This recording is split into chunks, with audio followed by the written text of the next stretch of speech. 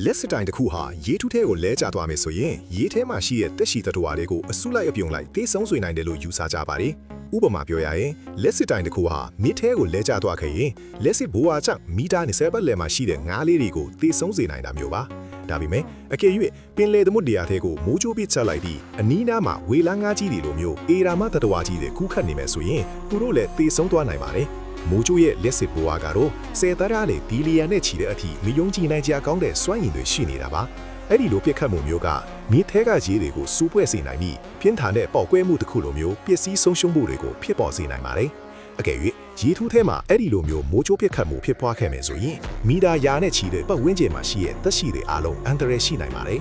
ဒါပေမဲ့မိုးချိုးပြစ်တဲ့အချိန်မှာတငါးသီတွေကရောပါလေးတွေပေါ်မှာရှိနေမယ်ဆိုရင်တော့ဒီလိုအဖြစ်ဆိုးမျိုးကနေလွတ်မြောက်နိုင်မှာပါဘိုးအဘီလီယံပေါင်းများစွာရှိတဲ့မိုးချိုးပြင်းမှုကြောင့်အေယာမတင်ဘောကြီးတွေတောင်မီးလောင်ပျက်စီးခဲ့ရတဲ့ဖြစ်ရပ်တွေရှိခဲ့ပူပါတယ်။ပြီးတော့ပင်လယ်ဒါမှမဟုတ်သမုဒ္ဒရာတွေကိုမိုးချိုးဖြစ်တဲ့အခါရှက်စီကြောင်ကရေအောက်အနက်ပိုင်းအထိပြန့်နှံ့မသွားပဲမီတာတလာပတ်လည်မှာရှိတဲ့အရာအလုံးကိုထုံချင်းရက်တန့်သွားစေတာဖြစ်ပါတယ်။ဒီအကြောင်းအရာကနေထင်ဆင်းတဘာဝတရားရဲ့ကြောက်မက်ဖွယ်ကောင်းတဲ့စွမ်းရည်တွေကိုမြင်တွေ့ရပါတယ်။ပထမဆုံးအချက်အနေနဲ့တဘာဝဘေးအန်ဒီရတွေကလူသားတွေရဲ့ထိန်းချုပ်မှုအပြင်ဘက်မှာရှိနေပြီးအလွန်အမြင့်အန်ဒီရများတဲ့အကြောင်းကိုတတိပေးနေပါတယ်။ဒုတိယအချက်အနေနဲ့ရှက်စစ်တာအားဆိုလားရေနဲ့ထွေးတွေ့လိုက်တဲ့အခါမှာပြန့်နှံ့မှုပုံစံကအလွန်မြန်ဆန်ပြီးအစုလိုက်အပြုံလိုက်ပြင်းစည်းမှုကိုဖြစ်စေနိုင်တာဟုသင်ခန်းစာယူနိုင်ပါတယ်။နောက်ဆုံးအချက်အနေနဲ့တော့အသိပညာဘဝတုဒရှိခြင်းကအထက်ကိုကယ်တင်နိုင်တယ်ဆိုတဲ့အချက်ပါတယ်။ဥပမာအနေနဲ့ရောပါလေဟာရှက်စစ်စည်းမှုကိုတားဆီးပေးနိုင်တဲ့အတွက်အသက်အန်ဒီရကနေလွတ်မြောက်နိုင်တယ်ဆိုတဲ့သိပ္ပံနည်းကျအချက်လက်ကဘဝကိုကာကွယ်ပေးနိုင်တဲ့အသိပညာရဲ့တန်ဖိုးကိုဖော်ပြနေတာပါ။